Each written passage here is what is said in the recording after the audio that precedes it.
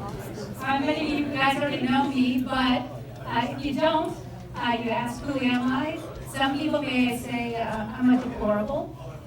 Some people may say that I'm a bitter cleaner because I love my God, my guns, and my family, and my country. I am like y'all. I'm a speech pathologist, but I was, I've been living in union with my husband Greg, where I've been living my best life. And then we endured 2020 and 2021, and then I became aware of how much local politics can negatively impact us, right? We remember it was 2 weeks to flatten the curve, and now we are in year 2.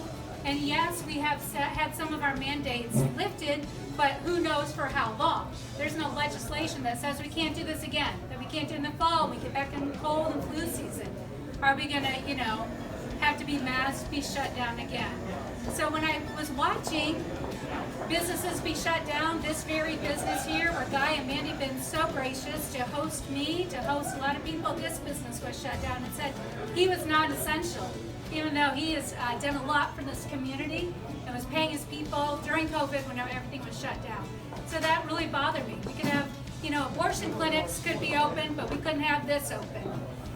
So then we watched the schools be shuttered for so long, doing Zoom. We saw what was happening in the schools. We saw the critical race theory.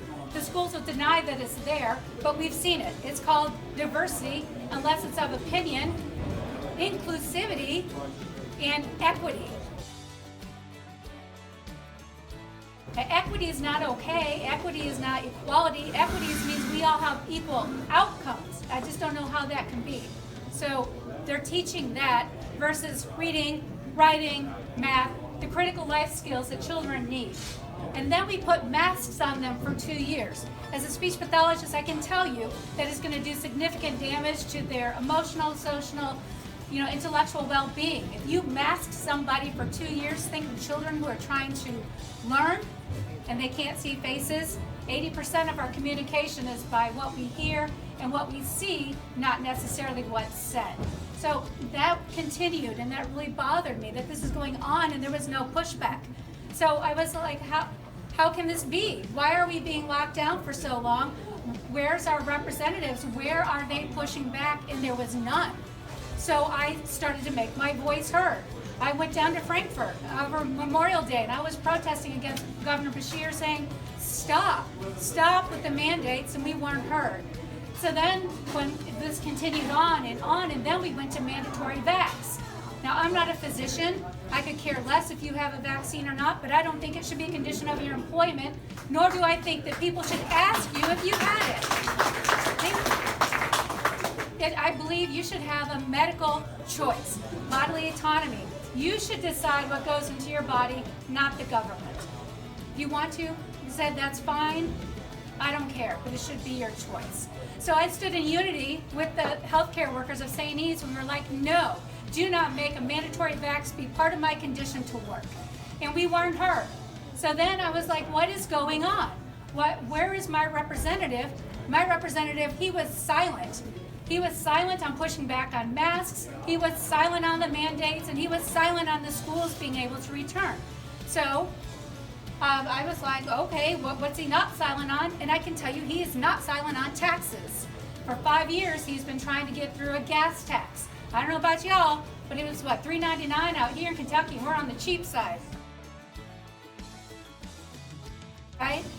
It's going to continue to go up. We can't help what's happening nationally with the crisis that's going on that's driven oil up to $130 a barrel. But we can certainly have control over what happens here locally. We can hold these people accountable when they say, oh no, I don't raise taxes. They do. They do raise taxes. He also has a history of raising other taxes, the sin tax. He has a history of raising taxes several years ago that put taxes on your veterinary care, lawn care, all those new taxes. So for me, that is not what I'm for. I am for school choice. I think the dollar should be able to follow the student, not their street address. So whether that's charter schools, homeschool, private school, I think your dollars, you should be able to say where they go. You should have some control over what your children are taught. Also, I am not for men competing in women's sports. Now, I'm a marathon runner. I've never been in danger of winning, but if I did win, I wouldn't want some man to say, you know, I feel like a woman today, and then knock me off the podium or take that scholarship that I had spent months and years training for, not for that. Not really seeing any really strong legislation from my legislator that's supporting that. So those are some of the things I'd like to do. Also, what I'd like to do, my number one priority would be to get rid of these mandates. That it can't be an executive order, government overreach that just goes on without any checks and balances. So stop mandates, allow school choice, and no new taxes of any kind. And I also think so. I'm not a politician, clearly. I'm not polished, can't even work the microphone right. But I've got a loud voice. And if I like to take you all's voices to Frankfort, if I have the privilege of representing you, I would like to be able to do that. Use my loud voice to say no. No taxes, no mandates, and yes on school choice. So those are the things I'd like to do. That's who I am. If you have any other questions, that's part of why I'm running. When the government said some were essential, some were non-essential, and you were one of the ones deemed non-essential. I don't think that was right.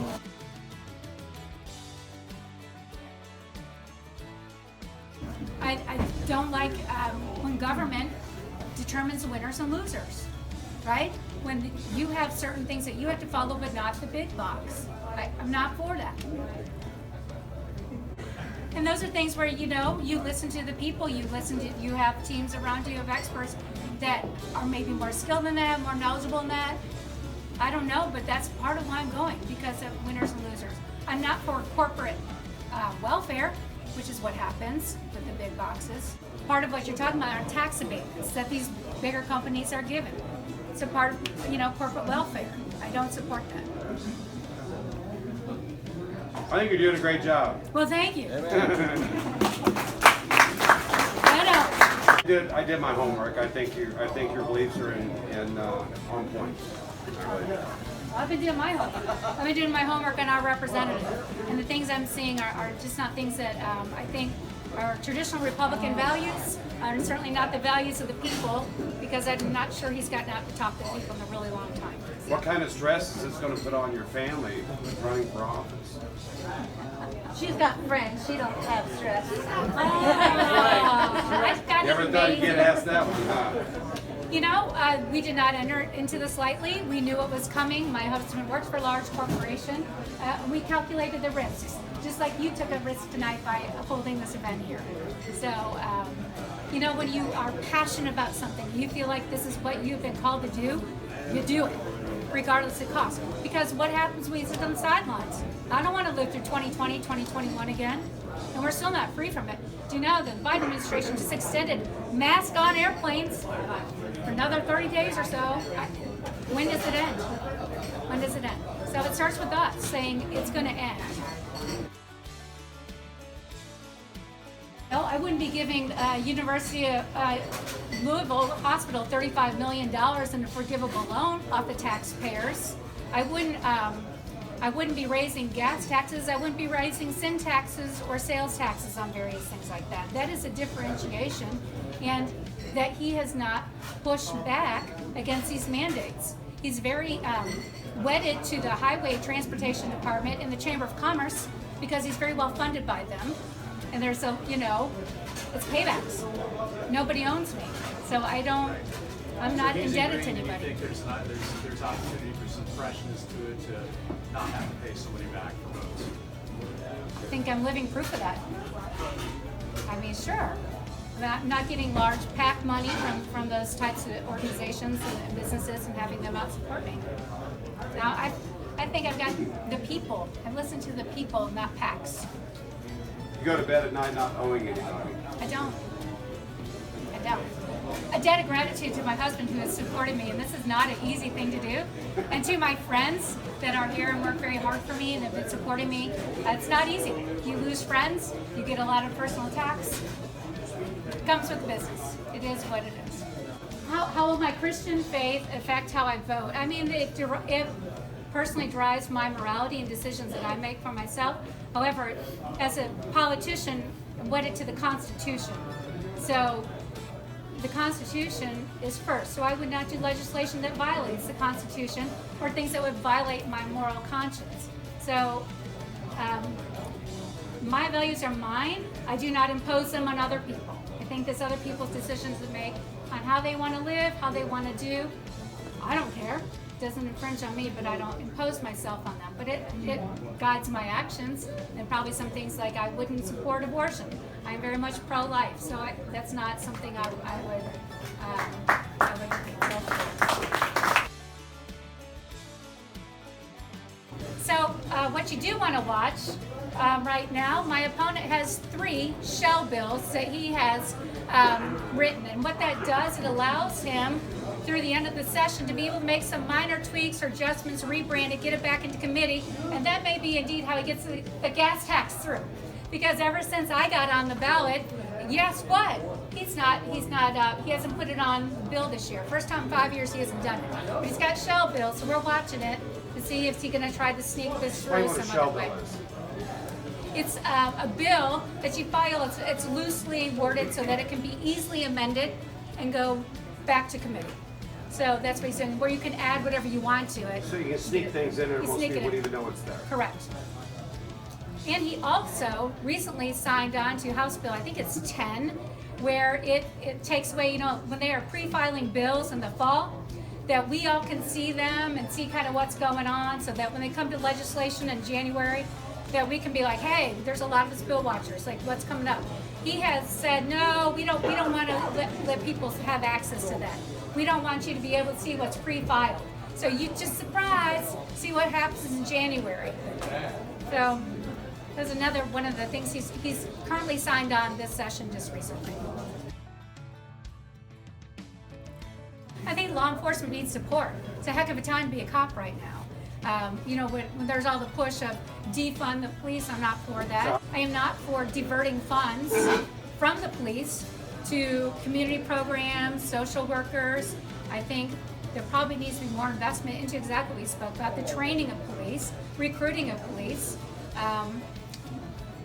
I think body cameras has been good for them and for the citizen, having those kinds of things so that they have some protections, but that the citizen does as well. I think we have to have a cultural shift in how we look at our police, right? They've been demonized here for a long time. Social gatherings with the police department? Maybe? That'd be great. And I think they would welcome that opportunity. Media awareness, maybe? Yeah. I think they would welcome that. And, nobody wants to be hated. They want to go out and do their jobs and come home just like the rest of us, right? But there's been such a cultural shift that's demonized the police and accuses them of things that I don't believe is systemic within the police department. So how to solve all those ills? That's a tough one. It is a tough one. One, again, where, we need input from the community, from people who are more in that. My wheelhouse is more on the mandates, the schools, and stopping taxes. Absolutely. We need to support our local sheriff, yes. We need to back the blue. I've been insulated from that, right? I've been at home kind of doing my thing, and yes, I can see what's been going on with the cops, but the things that you're talking about, because I haven't been in those circles, I've been unaware. So it's a good opportunity to be learning and, find out ways that we can be more supportive, more proactive in supporting versus just lip service. And I think a lot of people do lip service, but I'm finding that a lot of people are actually willing to do more than that. So, purpose awareness.